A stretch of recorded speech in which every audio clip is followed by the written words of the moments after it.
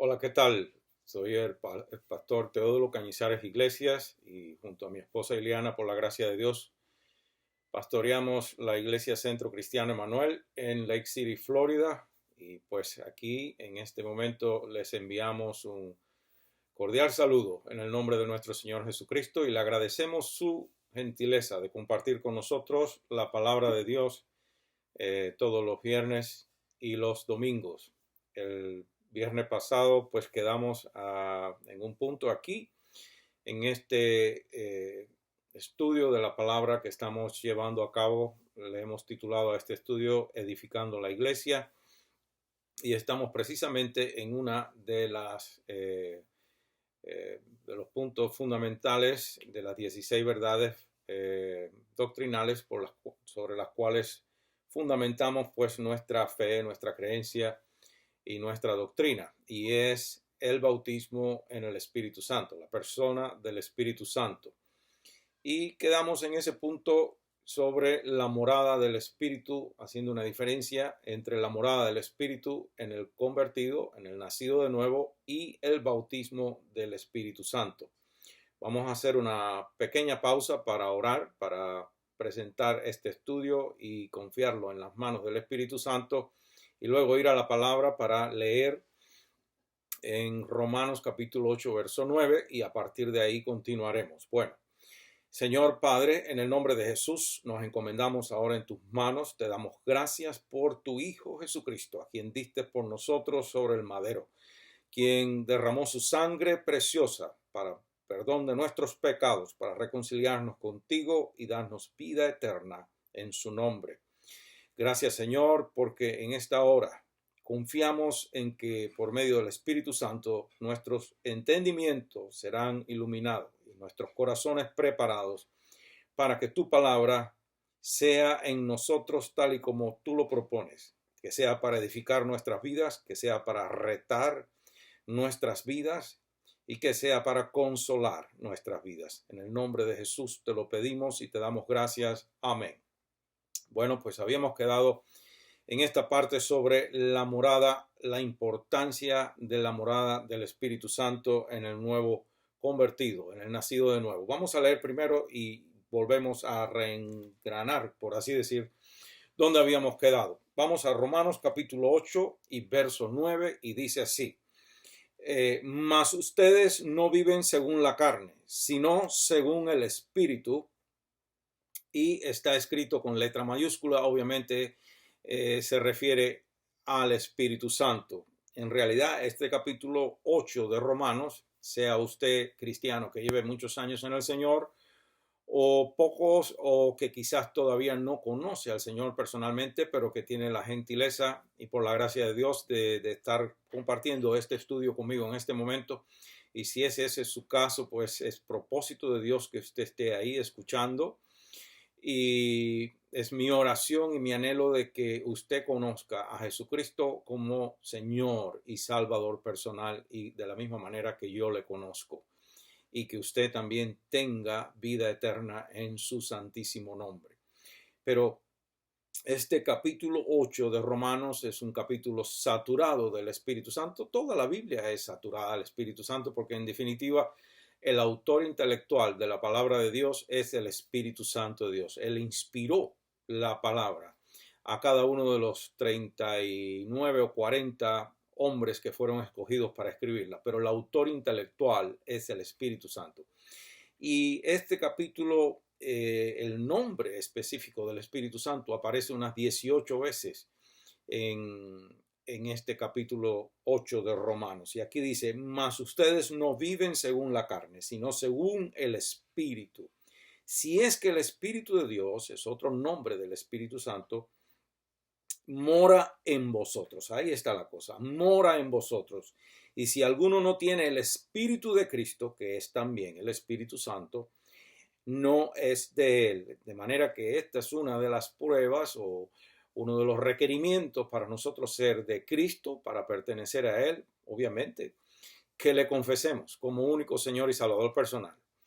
Y en ese acto de fe y de confianza y de rendición total a él, pues opera un milagro en el ámbito espiritual de nuestras vidas. Somos limpiados con su sangre preciosa, instantáneamente somos reconciliados con el Padre, quien hasta el momento estaríamos aislados o separados de él por ese espacio abismal que pone el pecado entre el pecador y Dios. Pues en el instante que usted, si ya lo confesó o no lo ha confesado, en el instante que la persona confiesa a Jesucristo como Señor y Salvador personal, es limpiado de todos sus pecados por la sangre preciosa del Señor Jesucristo y es reconciliado instantáneamente con Dios Padre. E inclusive instantáneamente somos sentados en lugares celestiales con Cristo. Obviamente eso es en cuanto a posición espiritual, pero en cuanto a la realidad de que continuamos viviendo en este lado del reino de Cristo, diríamos en territorio enemigo, pues hay un proceso a seguir, un proceso de maduración, un proceso de regeneración, de santificación, etcétera, etcétera, y eso lo iremos viendo en la medida que avanzamos en este estudio. Ahora nos enfocaremos en el acto de esa morada del Espíritu Santo. Dije y he dicho, y pues no me está mal repetir lo que ya he repetido tantas veces, que nadie viene a los pies del Señor Jesucristo. No hay un solo pecador que sea convencido de sus pecados y que corra a Cristo, excepto por la intervención del Espíritu Santo. Él es quien con cuerdas de amor, de una u otra manera, por más tiempo o menos tiempo, trabaja en nuestras vidas hasta que llegamos un día a confesar a Jesús como Señor y Salvador personal. Él usará personas ya que son miembros del cuerpo de Cristo, es decir, cristianos, evangélicos, miembros de una congregación o lo que sea, pero que son ya miembros del cuerpo de Cristo, los usará para hablarnos a nosotros de Cristo. Pero en esencia, quien hace la obra en nuestras vidas, quien nos convence de pecado, quien nos convence de nuestra bancarrota espiritual, es el Espíritu Santo.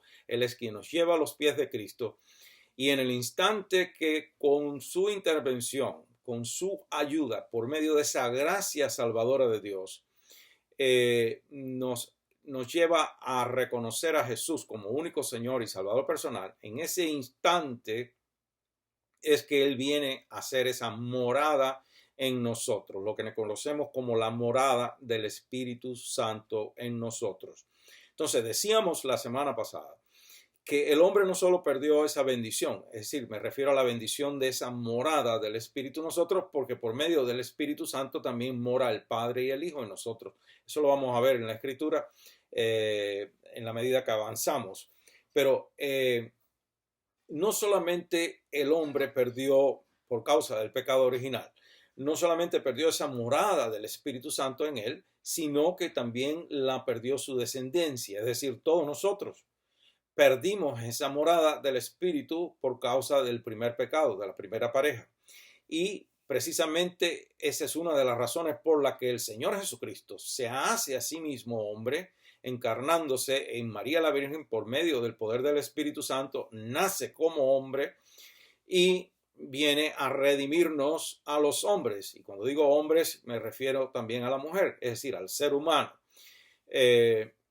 Por cuanto por un hombre entró el pecado en el mundo, por un hombre tenía que salir el pecado. Por un hombre vino el pecado y las consecuencias, las maldiciones, la muerte eterna, la separación esa eterna de Dios, etcétera, etcétera. Pues por un hombre tenía que venir la salvación del hombre de sus pecados, la reconciliación del hombre con Dios y obviamente la restauración de ese hombre, de esa naturaleza caída, pecaminosa, ahora a un hombre o una mujer que sea capaz de someterse bajo el señorío, la autoridad del Espíritu Santo para poder hacer la voluntad de Dios. Entonces, ese es el caso que vemos en el ser humano, que por causa de esa ausencia del Espíritu Santo, es decir, por no tener o por no morar el Espíritu Santo en el hombre, a partir de la caída del hombre, fue lo que sumió al hombre en ese estado de degeneración, en ese estado de perversión moral, espiritual, que vemos nosotros registrada en el capítulo 1 de Romanos, del verso 18 al 32. Yo diría que ahí están enumeradas las consecuencias de la ausencia del Espíritu Santo en la vida del ser humano. Eso es realmente lo que llevó, esa ausencia del Espíritu Santo en la vida del ser humano, es lo que llevó al hombre a ese estado de inmoralidad, de perversión, de tiniebla espiritual. Yo les voy a leer rapidito, aunque la semana pasada lo leí, pero bueno, esto es palabra de Dios. Y nunca está de más leer la palabra de Dios. Vamos a Romanos capítulo 8, versos 18 al 32. Tendré que leer en alta velocidad para poder redimir el tiempo.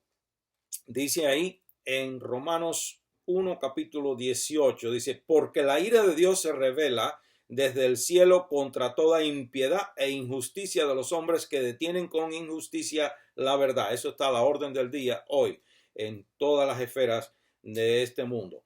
Porque lo que de Dios se conoce les es manifiesto, pues Dios se lo manifestó. Porque las cosas invisibles de Él, su eterno poder y deidad, se hacen claramente visibles desde la creación del mundo, siendo entendidas por medio de las cosas hechas, de modo que no tienen excusa.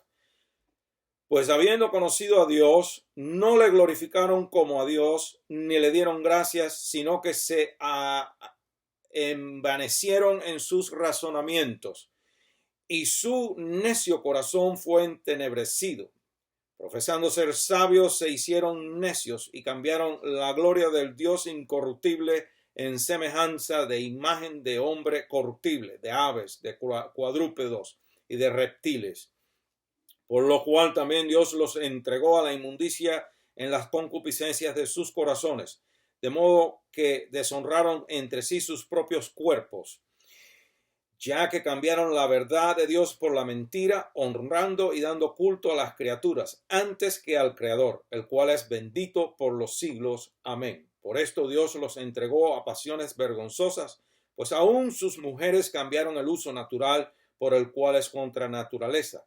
Y de igual modo también los hombres, dejando el uso natural de la mujer, se encendieron en sus lascivias unos con otros, cometiendo hechos vergonzosos, hombres con hombres, y recibiendo en sí mismos la retribución debida a su extravío. Y como ellos no aprobaron tener en cuenta a Dios, Dios los entregó a una mente reprobada para hacer cosas que no convienen, estando atestados de toda injusticia, fornicación, perversidad, avaricia, maldad, llenos de envidia, homicidios, contiendas, engaños y malignidades, murmuradores, detractores, aborrecedores de Dios, injuriosos, soberbios, altivos, inventores de males. Es decir, que si no lo tienen, lo inventa.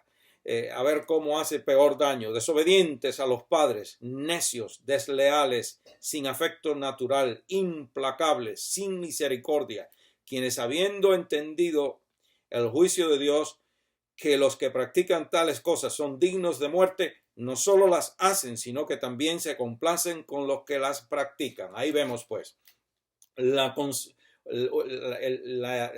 lista es grande y se extiende. Esto es, de cada una de esas cosas que son mencionadas ahí, podemos enumerar otras tantas, porque un pecado lleva a otro, una perversión lleva a sin número de mayores perversiones, porque en su afán de ocultar o de escapar la justicia, el hombre se sigue inventando mentiras y trampas y todo tipo de actividad para continuar en su maldad, y eso perpetúa y multiplica la inmoralidad, la perversión y la maldad del hombre. Entonces, yo diría que esta lista de inmoralidades que se presentan ahí, que caracterizan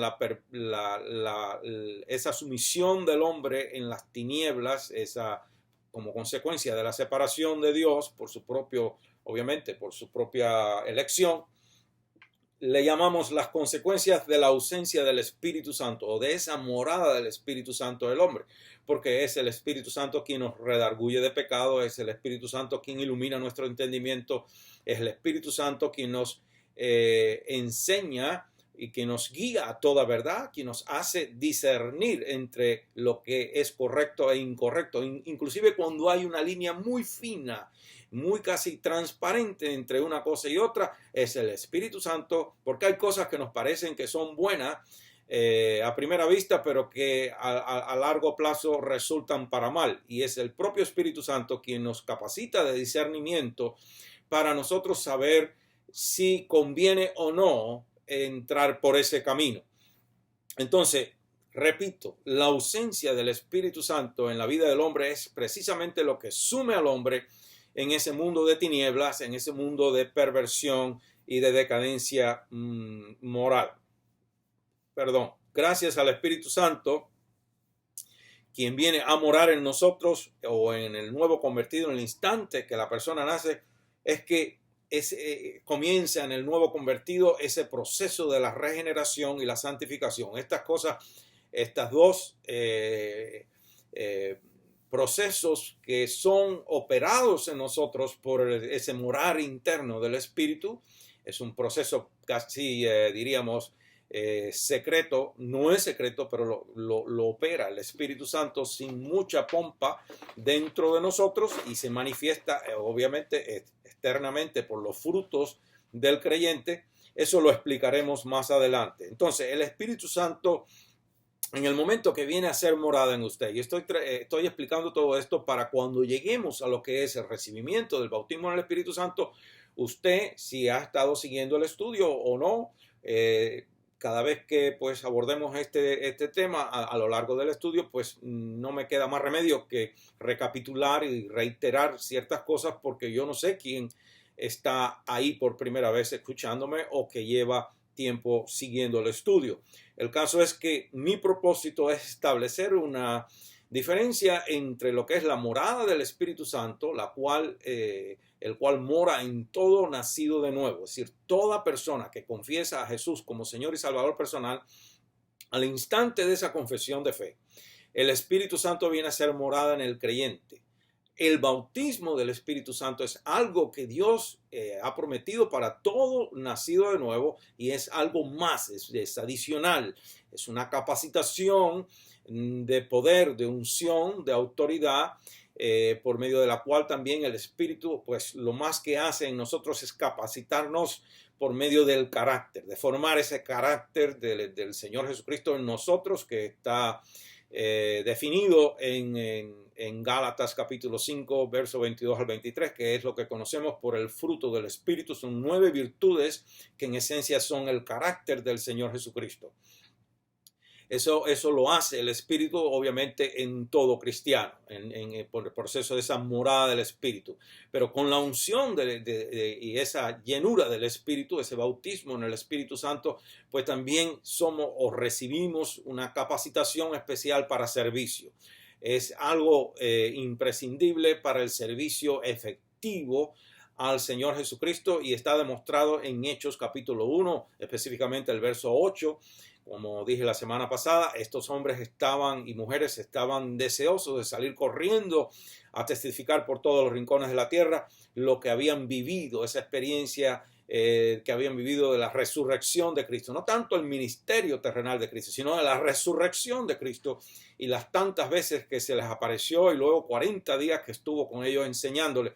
¿Quién no va a querer comunicarle al mundo eso? Sin embargo, él los frenó y les dijo: no se muevan de aquí hasta que reciban el Espíritu Santo, la promesa del Padre, y sean investidos de poder, y entonces serán capaces de servirme, no solamente aquí en Jerusalén, sino también en Judea, en Samaria y hasta el fin del mundo, en todos los rincones de la tierra. ¿Por qué? Porque es imposible servir al Señor Jesucristo en nuestra propia fuerza, independientemente cuán nobles y cuán buenos sean nuestros propósitos y nuestras intenciones. Es imposible. Para poder servir al Señor y podernos enfrentar al mundo de las tinieblas, al enemigo de las almas, necesitamos esa esa autoridad, esa unción, ese poder que solo recibimos por medio del Espíritu Santo. Por eso hacemos énfasis en que cada cristiano sea bautizado en el poder del Espíritu Santo de Dios. Y con ese bautismo, pues, repito, viene ese poder, esa autoridad, esa unción, y también vienen dones, talentos, habilidades. Obviamente, en un pequeño paréntesis aclaro, los dones, talentos y habilidades no salvan al que los posee, no le salvan a usted. Son usados y ayudan para que otros entren al cielo, pero lo único que garantiza su entrada al reino de los cielos es su relación personal con Cristo y obviamente que el fruto del Espíritu sea manifiesto en usted. El fruto del Espíritu demuestra que el Espíritu Santo gobierna ampliamente en su vida. Si el fruto del Espíritu o esas 9 virtudes no forman parte de su carácter, no gobiernan su carácter, entonces usted estaría en problemas. Sería usted un cristiano carnal o no se ha convertido de corazón o yo no sé cómo definirlo. Pero la manera de saber que alguien experimentó un genuino arrepentimiento y que por ende experimentó un genuino nacimiento de nuevo en Cristo. Es imposible nacer de nuevo en Cristo sin un genuino arrepentimiento. Si hubo un genuino arrepentimiento de pecado, hay una genuina conversión, un nacimiento real, genuino en Cristo Jesús, entonces ese individuo, sea hombre o mujer, va a ser alguien que va a sentar a Jesucristo en el centro de su voluntad. El Espíritu Santo va a gobernar ampliamente en la vida de este individuo. Es lo que entendemos por Efesios capítulo 5, verso 18, donde dice que seamos que no nos embriaguemos con vino, en lo cual hay disolución, mas seamos llenos del Espíritu Santo. Ese sed llenos del Espíritu Santo está en el presente continuo del verbo. La forma gramatical del verbo está en su presente continuo, lo que quiere decir es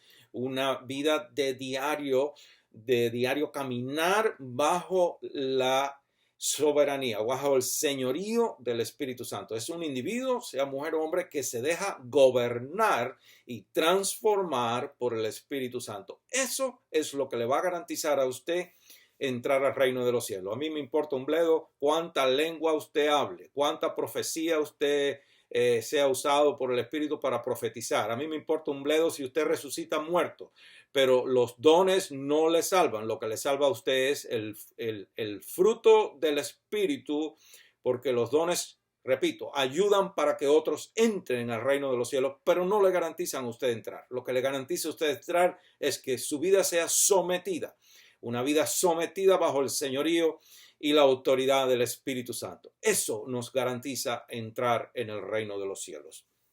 Entonces, el Espíritu Santo en esa morada inicial, en cuanto Él viene a morar en el individuo, en el nuevo convertido, en el individuo que acaba de nacer, comienza a iluminar el entendimiento para que la persona obviamente pueda entender la palabra de Dios.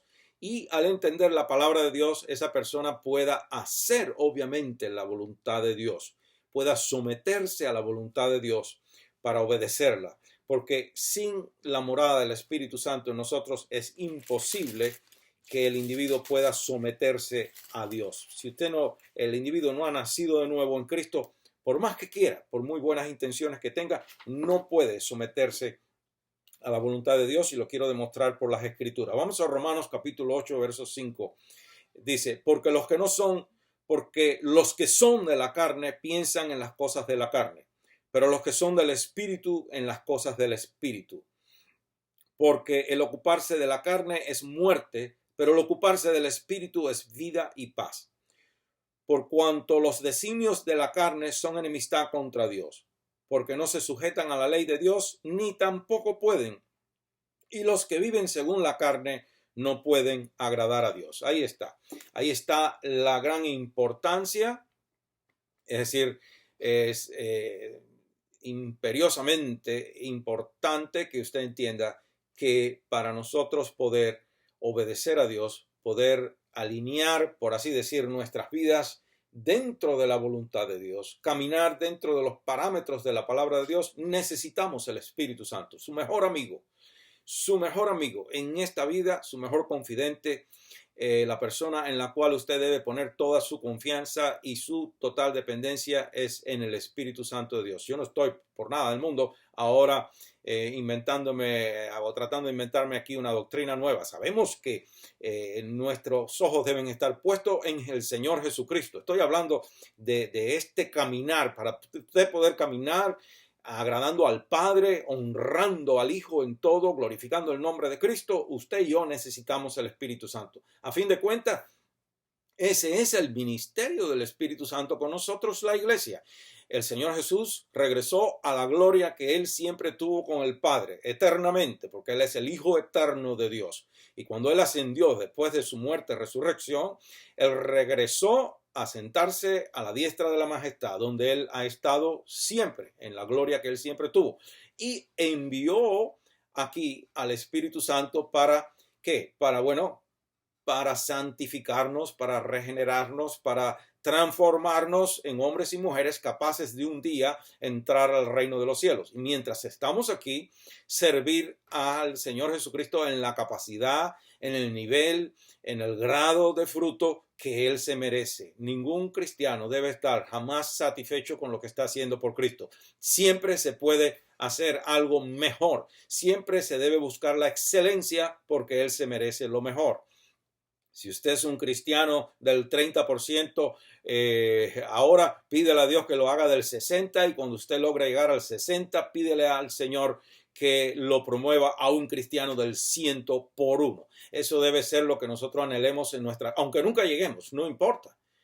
Porque no se trata de quién corre más ni de quién trata de correr más rápido, sino de quien al Espíritu le place usar para tales cosas. Pero nuestro anhelo debe ser llegar al 100% para Jesucristo, porque Él lo dio todo por nosotros. Entonces, aquí vemos nuevamente, volviendo al tema en esencia de la morada del Espíritu Santo en nosotros, que es imposible agradar a Dios, mucho menos someternos a Dios, hacer la voluntad de Dios sin el Espíritu Santo morando en nosotros. Entonces, vemos ahí que el Espíritu Santo, esa morada del Espíritu Santo en nosotros, viene para capacitarnos, para transformarnos en hombres y mujeres capaces de vivir a la altura de lo que Dios espera de nosotros. Precisamente por eso fuimos lavados y redimidos en la sangre de Cristo. Cuando la sangre de Cristo por fe es aplicada a nosotros, no solamente nos liberta de la maldición del pecado, nos reconcilia con Dios, nos da vida eterna, sino que rompe de sobre nosotros ataduras, ligaduras, el yugo de la esclavitud. Es decir, que otrora el individuo pues estaba, por así decir, esclavo bajo la autoridad del reino de las tinieblas. Hacíamos las cosas de acuerdo a la voluntad del diablo, y eso lo puedo demostrar en Efesios capítulo 2, y si me alcanza el tiempo lo leo rápido para que entienda lo que estoy diciendo. Quisiera usted o no, por naturaleza, es decir, usted no es pecador porque peca, es decir, usted no peca porque es pecador, sino que usted es pecador porque por naturaleza, su naturaleza humana caída le lleva a pecar, quiera usted o no. Y eso lo único que lo puede romper es el poder redentor de la sangre de Cristo. Por eso digo que en el momento que el individuo es redimido por la sangre de Jesús, no solamente es para un beneficio de vida eterna, no es solamente para salvarnos de las pailas del infierno, no es solamente para reconciliarnos con Dios, sino, y muy importante, para romper con las ataduras y con diríamos, esas trabas y ese poder y esa influencia que el diablo ejercía sobre nosotros y que nos manipulaba a su antojo. La sangre de Jesús rompe con todo eso, nos redime, nos liberta. En otras palabras, según Colosenses capítulo 1, verso 15 en adelante, como que somos transportados o trasladados del reino de las tinieblas al reino del Señor Jesucristo, a ese reino de luz, de donde no nos puede tocar el diablo, excepto que por propósitos divinos Dios lo permita. Pero entonces, en 1 Corintios capítulo 2, verso 12, verso 11 al 16, vamos a leer de nuevo en cuanto a esto de que al venir a morar el Espíritu en nosotros, Él nos hace capaz de podernos someter a la voluntad de Dios y de poder vivir para Dios. Qué bendición tan grande que el Espíritu Santo mora en nosotros. Y qué poco le agradecemos a Dios esa morada de su Santísimo Espíritu. Cuántas cosas, cuánta chanchada, por no tener una mejor palabra en este momento, tiene que soportar el Espíritu Santo en su morada en nosotros. Por eso dice la Escritura que no le contristemos. En Efesios capítulo 30, capítulo 4, verso 30 dice que no le contristemos al Espíritu Santo, con quien fuimos sellados para el día de la salvación. ¿Se imagina cuánto pensamiento inmundo, podrido, cochino tiene que soportarnos el Espíritu? Cuánta mala voluntad, cuántos arranques de soberbia, cuántos arranques de egoísmo, de envidia, de celo, de homicidio, cuánta pudrición no hay en nosotros, según Jeremías 17:9, que nuestro corazón es lo más perverso y lo más engañoso, lo más malo que hay sobre la tierra. Y sin embargo, el Espíritu Santo está ahí luchando con nosotros para santificarnos y presentarnos un día como una novia ataviada para la boda. Presentarnos de tal manera que seamos dignos de podernos de ser recibidos en el aire por el Señor Jesucristo, de encontrarnos con Él allí y de ir al reino de los cielos y no tener que, como dice el apóstol Juan, huir de Él avergonzados. Yo le invito de todo corazón que usted se proponga a partir de hoy desarrollar o cultivar una relación íntima, personal con el Espíritu Santo, para que cada día nos limpie y nos haga brillar con el brillo de la gloria de Dios. No que seamos iguales a Dios, pero que brillemos como Moisés cuando bajó del monte, que traía el brillo de la gloria de Dios en su rostro, para que un día no tengamos que bajar nuestros ojos avergonzados delante del Maestro. Bueno, vamos a leer la Escritura. Primera de Corintios 2, versos 12. En esencia, yo sé que yo tengo la tendencia de salirme a veces un poco, no tanto del tema, pero entrar en unas explicaciones un poco largas y quizás le pierda a usted el hilo un poco, pero voy a volver a leer, a traer aquí, a sujetarnos de nuevo al tema central del estudio, que es la morada del Espíritu Santo y cómo esa morada del Espíritu Santo nos hace capaz de entender las cosas de Dios y de ser capaces no solo de entender las cosas de Dios, sino de someternos a su voluntad, de entender su palabra, los preceptos de la palabra, los mandamientos, etcétera, etcétera. Dice en 1 Corintios 2:12, y nosotros no hemos recibido el espíritu del mundo, sino el espíritu que proviene de Dios. Recuerda que yo dije, cuando el Señor Jesucristo subió al cielo, Él envió al Espíritu Santo. Él envió la promesa del Padre para que esté con nosotros, como Él le dijo a los discípulos, en Juan 14, yo les enviaré otro consolador y estará con ustedes hasta para siempre, hasta el fin. Sino el Espíritu que proviene de Dios, para que sepamos lo que Dios nos ha concedido. Para que sepamos es una alusión a ¿qué cosa? A que nos va a enseñar, a que nos va a hacer capaces de entender los planes y propósitos de Dios para con nosotros, como dice Jeremías capítulo 29:11, que los planes de Dios para con nosotros no son malos, sino buenos, para darnos al fin que nosotros deseamos. ¿Quién no desea un buen fin en todas las cosas? Aún los más perversos buscan lo mejor para ellos.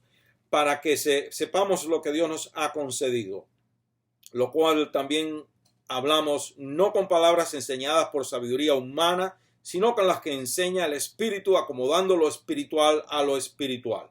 Pero el hombre natural, es decir, el hombre natural es el hombre que aún no ha nacido de nuevo, o la mujer, que no ha confesado a Jesús como su único Señor y Salvador personal. Por eso yo siempre invito, exhorto, que si hay alguna persona, un amigo o una amiga que está conectado en este tiempo, yo le invito a que usted le dé esa oportunidad, no al Señor Jesús, porque Él no lo necesita a usted, usted es la que lo necesita a Él. Que usted le diga, Señor Jesucristo, yo quiero que tú seas Jesucristo para mí. Yo te invito a que tú me salves de mis pecados, a que tú vengas a ser el único Señor y Salvador de mi vida. Yo te abro mi corazón y te confieso como único Señor y Salvador personal, para que me salves y para que me muestres el camino correcto y yo viva para la gloria de tu nombre. Haga eso y nunca se va a arrepentir de lo que ha hecho. Por eso dice aquí, el hombre natural no percibe las cosas que son del Espíritu, no percibe lo que es de Dios, porque no ha nacido de nuevo. Se necesita ser limpiado con la sangre de Cristo, y eso es por medio de la fe. No es que le van a echar un balde de sangre encima. La sangre de Jesús tiene el mismo poder y la misma eficacia hoy y siempre, como cuando estaba chorreando fresca de su cuerpo allá en la cruz del Calvario. ¿Por qué tiene un poder divino y eterno la sangre de Jesús? Bueno, porque la sangre de Jesús es la sangre del Hijo de Dios, y por cuanto Él es eterno, por cuanto Él es divino, por cuanto Él es el eterno Hijo de Dios, su sangre tiene poder eterno. Nunca, jamás mengua ese poder y tiene la capacidad de limpiarlo y de lavarlo a usted de todos sus pecados, de reconciliarlo con Dios y de darle vida eterna en su nombre. Entonces dice aquí, pero el hombre natural no percibe las cosas que son del Espíritu de Dios, porque para él son locura y no las puede entender porque se han de discernir espiritualmente. En cambio, el espiritual, es decir, eso es usted en el instante que acaba de nacer. Si usted hizo eso cuando yo lo estaba diciendo, ya ahora usted no es más natural, ahora usted es espiritual. Aunque usted no lo entienda, no tenemos que entender todas las cosas. Eso es por medio de la fe. Lo que tenemos es que abandonarnos, entregarnos confiadamente en las manos de Jesucristo, el creador de todas las cosas, el autor y sustentador de la vida. Y usted nunca se va a arrepentir de eso. En cambio, el espiritual juzga todas las cosas, pero él no es juzgado de nadie. Porque ¿quién conoció la mente del Señor? ¿Quién le instruirá? Mas nosotros tenemos la mente de Cristo. Esto no es que usted sea ahora omnisciente ni cosa que lo parezca. Tener la mente de Cristo es que el Espíritu Santo nos hace participar, por así decir, de la naturaleza divina de Cristo por medio de la fe.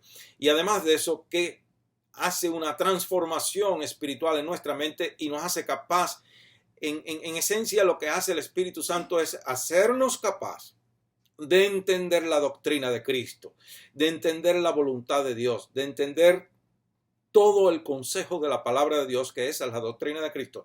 La doctrina de Cristo no está limitada a los evangelios, ni a las epístolas paulinas, ni de Pedro, ni de los otros, Santiago, Judas, etcétera, etcétera.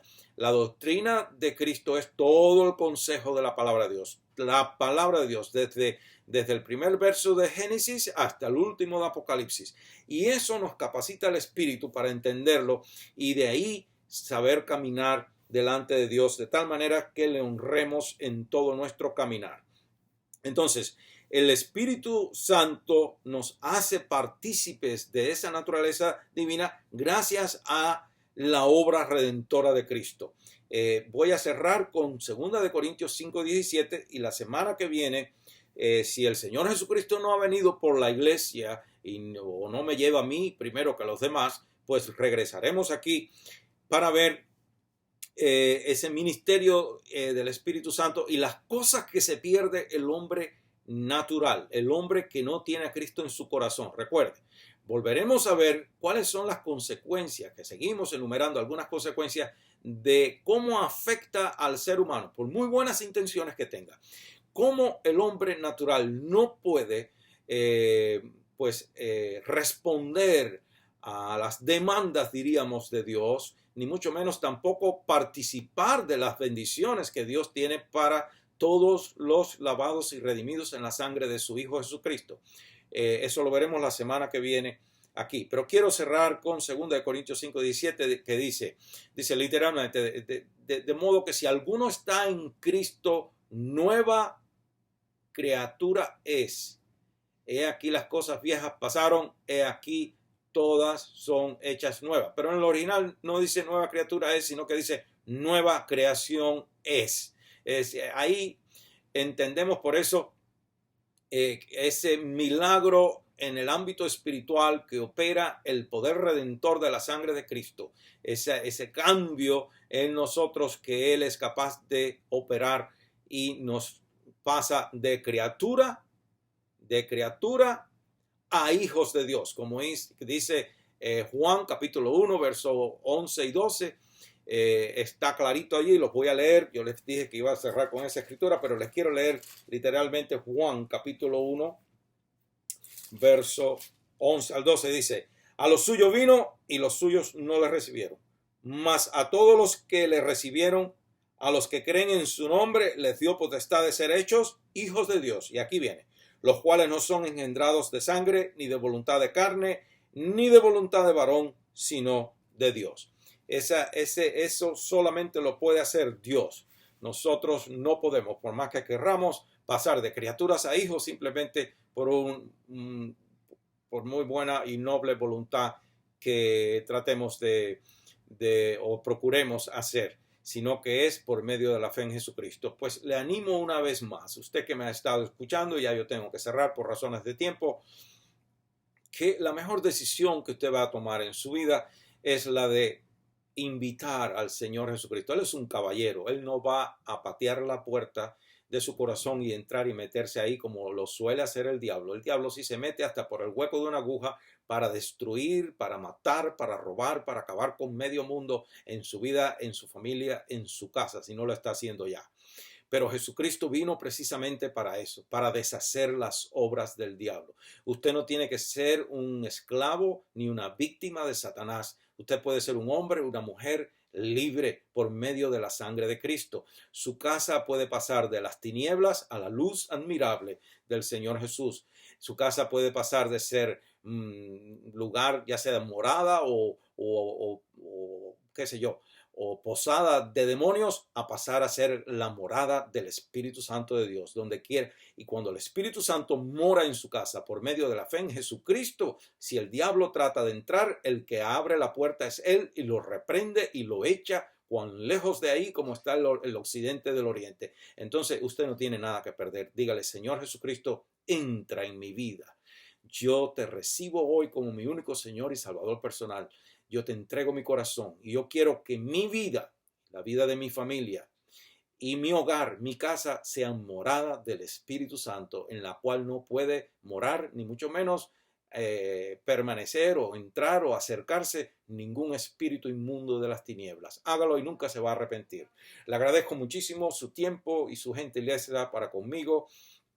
Que Dios le bendiga y le guarde hasta la próxima semana.